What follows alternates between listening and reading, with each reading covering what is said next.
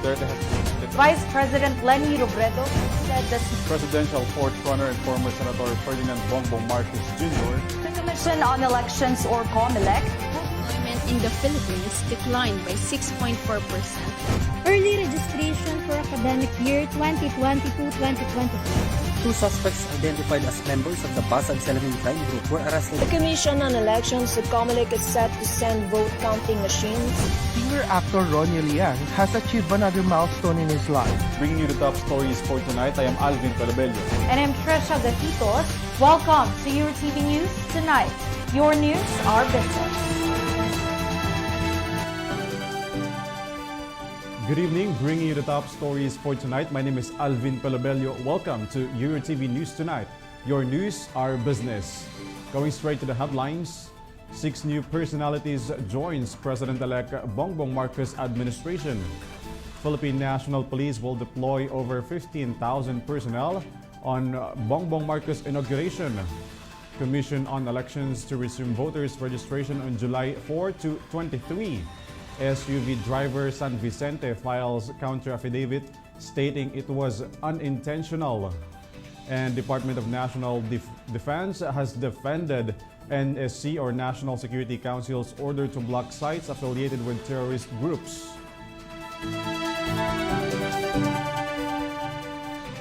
President-elect Ferdinand Bongbong Marcos Jr. continuously tapped personalities to join his cabinet members with more than a week before leading the new administration. Marcos named outgoing Labor Secretary Silvestre Bello III as the chairman and resident representative designate of the Manila Economic and Cultural Office.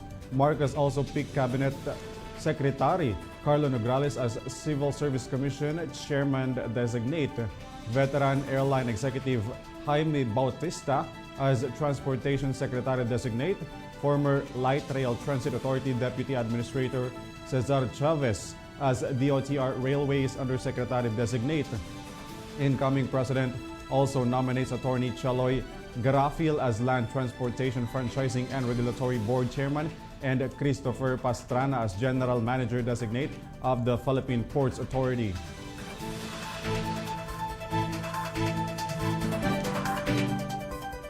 Earlier today, President-elect Ferdinand Marcos Jr. has attended Bacoor City 10th cityhood anniversary. Marcos has a chance to thank residents of the province for supporting him during the May 9 elections. During his speech, Marcos has marked this as his first participation in public engagement since being declared as the winning president with over 64 years. Marcos have garnered 1.09 million votes from Cavite based on the results of the elections.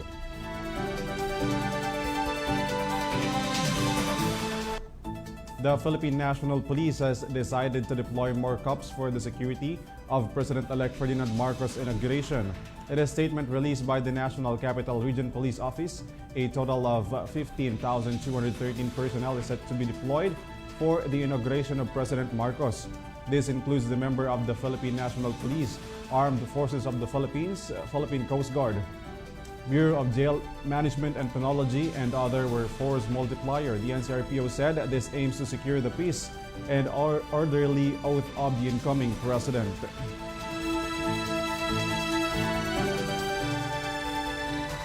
In other stories, the Commission on Elections or COMELEC and Bank has scheduled the resumption of the voters' registration on July 4 to July 23, 2022.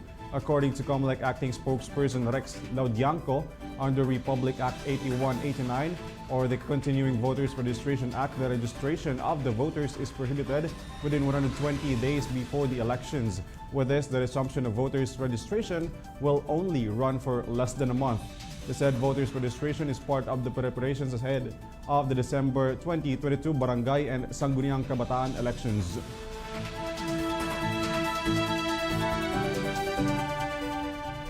Viral hit-and-run SUV driver Jose Antonio San Vicente has filed his counter affidavit on the frustrated murder and abandonment charges filed by the security guard whom he ran over on June 5.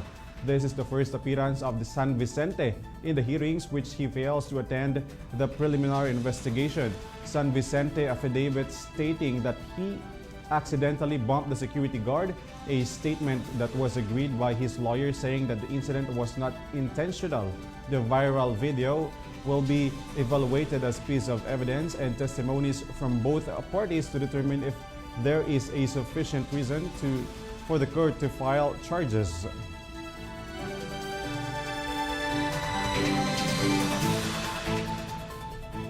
Defense Secretary Delfin Lorenzana has backed the order for blocking websites tagged as affiliated with the terrorist organizations. Lorenzana said he is agreeing with the National Security Advisor Hermogenes Esperon's decision, urging the National Telecommunications Commission to block websites that found to be critically affect the administration. Lorenzana have cited that Esperon's order is to combat against the government. Several organizations, human rights watchdogs, are condemning the move of the National Security Council as they believe that this is an attack on press freedom and expression.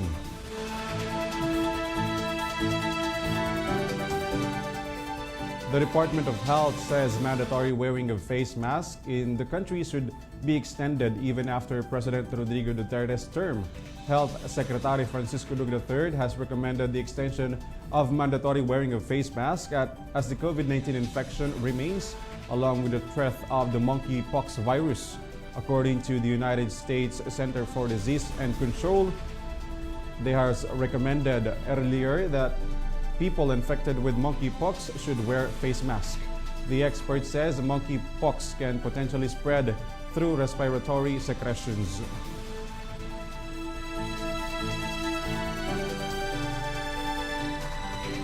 The National Vaccination Operations Center are looking into possibilities to vaccinate children 5 years old and below. NVOC Chairman Mirna Cabotaje said this should depend on studies abroad and by seeing those who had an emergency use authorization. Cabotaje said this program will lead up to the next administration. The United States has begun vaccinating children aged 6 months using Moderna vaccines and Pfizer on age 5 months and to 4 years old after the U.S. Food and Drug Administration has authorized these brands of vaccines.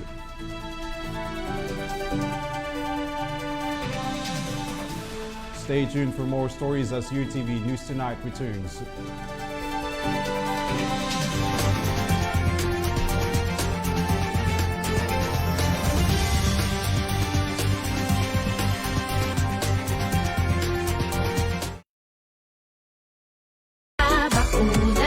Magsayawan pag fully vax na. Tayo'y magpabakuna. Let's spread that good vibes sa bayan. Tayo'y magsama-sama. Let's get vax for good vibes, kababayan. Let's bakuna na para sa pamilya at komunidad. Magpa-booster para sa todong proteksyon.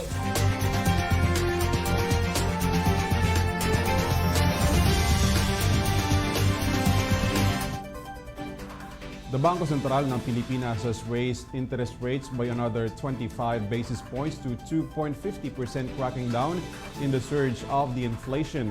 BSP likewise increased overnight deposit rate to 2% and lending rate to 3%. The Monetary Board has recently raised 25 BPS rate on May as the central bank have started its hiking cycle amid its policy tightening. This includes benchmark for loans, credit cards, and deposit rates of the banks and lending companies. The Monetary Board believes that a follow-through increase in the policy rate enables the BSP to withdraw its stimulus measures while safeguarding macroeconomic stability amid rising global commodity prices and strong external headwinds to domestic economic growth.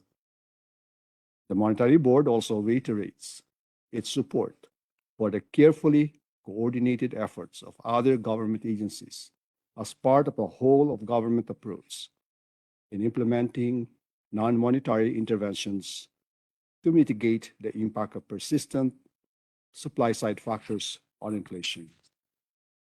In line with the ongoing normalization of its monetary policy settings, the BSP is prepared to take all necessary policy action to bring inflation toward a target consistent path over the medium term and deliver on its primary mandate of price stability. The Luzon grid will again place under yellow alert status due to unavailability of energy, as several plants is likewise placed under forced outages. The National Grid Corporation of the Philippines said that the yellow alert status was in effect today from 1 p.m. to 3 p.m. This means the grid has thin reserves brought by unbalanced supply and demand. Its total unplanned and available energy was 1,592 megawatts.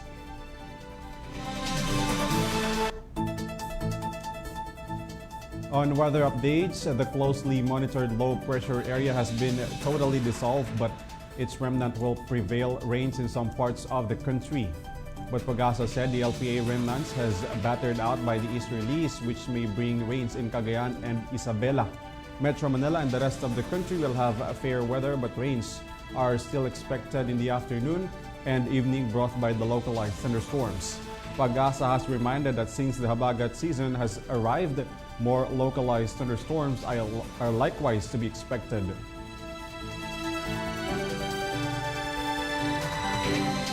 In a related story, the Philippine Weather Bureau Pagasa has clarified that the viral videos showing strong winds are just brought by the severe localized thunderstorms. Netizens have posted videos showing several parts of Metro Manila and nearby areas have experienced strong winds. But Pagasa said this is not yet considered as tornado, saying that this is a downburst or strong winds developed due to the localized thunderstorms.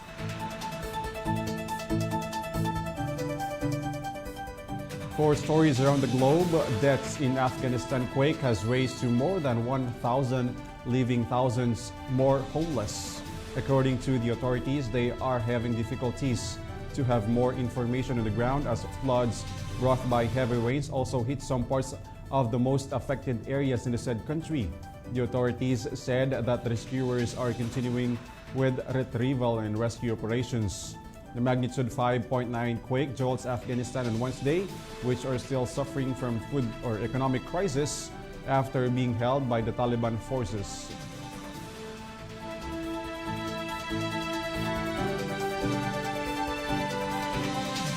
More stories abroad. Sri Lankan Prime Minister Ranil Wickremesinghe has confirmed that the country's economy has completely collapsed, or economy. Sri Lanka has been hit by the huge economic crisis, leaving millions of Sri Lankans struggling with fuel, electricity, and food shortages. The Prime Minister said they are seeking help from its global partners and International Monetary Fund to stabilize their economy. The said country has been facing financial crisis for 7 decades.